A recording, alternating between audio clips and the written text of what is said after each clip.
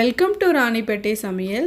இன்றைக்கி நம்ம ஒரு சூப்பரான ஈவினிங் டைம் ஸ்நாக்ஸ் எப்படி செய்யுதுன்னு பார்க்கலாங்க. இந்த மழைக்கு சுட சுட 10 நிமிஷத்தில் செஞ்சு முடிச்சிடலாம். ப்ரெட்டையும் உருளைக்கிழங்கையும் வச்சு.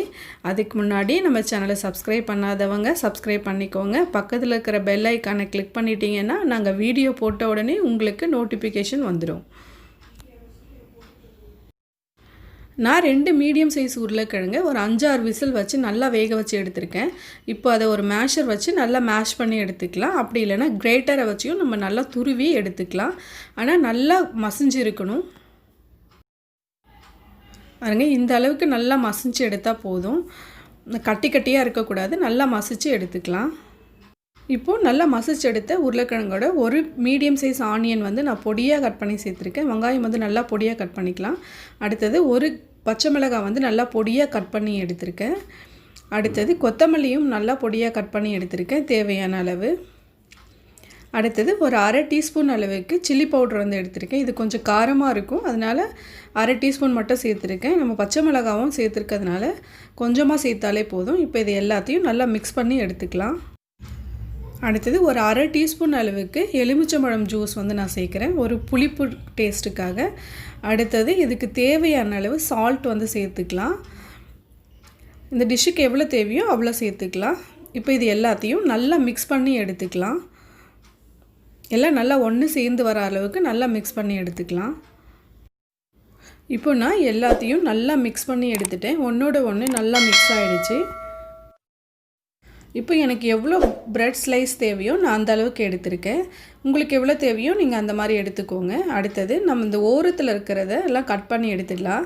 இது ஆல்ரெடி கருப்பாக இருக்கும், ஆயிலில் போட்டால் இன்னும் கருப்பாகிடும். அதனால் இந்த ஓரத்தில் இருக்கிறத மட்டும் நல்லா கட் பண்ணி எடுத்துக்கலாம்.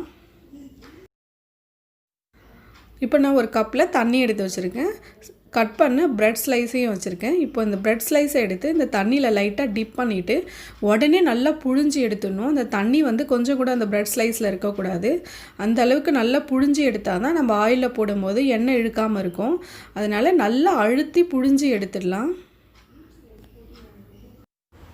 இப்போ கையில் கொஞ்சம் எண்ணெய் தடவிட்டு நம்ம மசிச்சு வச்ச உருளைக்கிழங்குலேருந்து கொஞ்சம் சின்ன சின்ன உருண்டைகளாக பிடிச்சி எடுத்துக்கலாம். அது சைஸ் நமக்கு எப்படி வேணுமோ அப்படி எடுத்துக்கலாம். ரவுண்டாக வேணாலும் எடுத்துக்கலாம், இல்லைன்னா ஓவல் ஷேப்லேயும் எடுத்துக்கலாம், இல்லை வடை மாதிரியும் தட்டி எடுத்துக்கலாம். நமக்கு எப்படி தேவையோ அந்த மாதிரி சின்ன சின்ன உருண்டைகளாக பிடிச்சி எடுத்துக்கலாம்.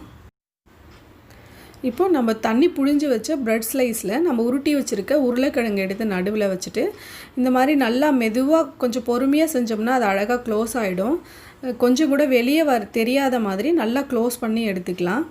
ப்ரெட்டு கொஞ்சம் பசத்தன்மையோடு தான் இருக்கும். தண்ணியில் நனைச்சதுக்கப்புறம் அது நல்லாவே ஒட்டிக்கும்.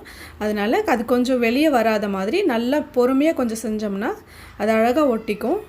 இந்த மாதிரி நமக்கு என்ன ஷேப் வேணுமோ அந்த மாதிரி நம்ம கொஞ்சம் கொஞ்சமாக தட்டி எடுத்துக்கலாம். அந்த ப்ரெட் ஸ்லைஸில் மட்டும் தண்ணியை நல்லா புழிஞ்சு எடுத்துக்கிட்டோன்னா தான் ஆயில் இழுக்காது. அதனால் நம்ம ப்ரெட் ஸ்லைஸை தண்ணியில் நனைச்சி எடுக்கும் போது நல்லா புழிஞ்சு எடுத்துடலாம், இல்லைனா கொஞ்சம் எண்ணெய் இழுத்துரும். ஃபஸ்ட்டு நான் ரவுண்ட் ஷேப்பில் பண்ணேன். இப்போ ஓவல் ஷேப்பில் பண்ணலாம். இந்த மாதிரி நடுவில் வச்சுட்டு லைட்டாக அதை அப்படியே திருப்பி விட்டாலும் அது நல்லா உருட்டி ஒட்டிக்கும். இந்த மாதிரி எல்லாத்தையும் நல்லா ஒட்டி விட்டுருங்க, அழகாக ஒட்டிக்கும். கொஞ்சம் கூட வெளியவே வராது. நமக்கு என்ன ஷேப் வேணுமோ அந்த ஷேப்பில் நம்ம பண்ணிக்கலாம். ஒரு பால் மாதிரி கூட நம்ம பண்ணிக்கலாம். இந்த மாதிரி கொஞ்சம் கொஞ்சமாக நல்லா உருட்டி விட்டோம்னா அழகாக அது ஒட்டிடும். இப்போ நான் எல்லாத்தையுமே எனக்கு தேவையான அளவு சைஸில் நான் எல்லாத்தையும் உருட்டி எடுத்துட்டேன். இப்போ நான் ஆயில் காய வச்சு வச்சுருக்கேன். இப்போது ரெடி பண்ணி வச்ச பால்ஸை இப்போ அதோட சேர்த்துடலாம். ஆயில் நிறைய சேர்க்கணுன்னு அவசியம் இல்லை. பாதி அளவுக்கு முழுகிற அளவுக்கு ஆயில் இருந்தால் போதும். அப்புறம் கொஞ்சம் பொறுமையாக மீடியம் ஃப்ளேமில் வச்சு நல்லா ஃப்ரை பண்ணி எடுத்துக்கலாம். எல்லா சைடும் வேகிற மாதிரி நல்லா திருப்பி விட்டுட்டே இருந்தோம்னா அது நல்ல ஒரு கோல்டன் ப்ரௌன் கலரில் வந்துடும். நல்லா கிறிஸ்பியாகவும் ஆகிடும். அவ்வளோதாங்க, சூப்பரான ஸ்நாக்ஸ் ரெடி ஆகிடுச்சு. குழந்தைங்களுக்குலாம் இது கண்டிப்பாக ரொம்ப பிடிக்கும். ரொம்ப ஈஸியாகவும் சீக்கிரமாகவும் செஞ்சு முடிச்சிடலாம். இதே மாதிரி செஞ்சு பாருங்கள், எப்படி இருக்குன்னு சொல்லி கமெண்ட் பண்ணுங்கள். எங்கள் சேனலுக்கு மறக்காமல் சப்ஸ்கிரைப் பண்ணுங்கள். பக்கத்தில் இருக்கிற பெல் ஐக்கானை கிளிக் பண்ணிட்டீங்கன்னா நாங்கள் வீடியோ போட்ட உடனே உங்களுக்கு நோட்டிஃபிகேஷன் வந்துடும். தேங்க்யூ.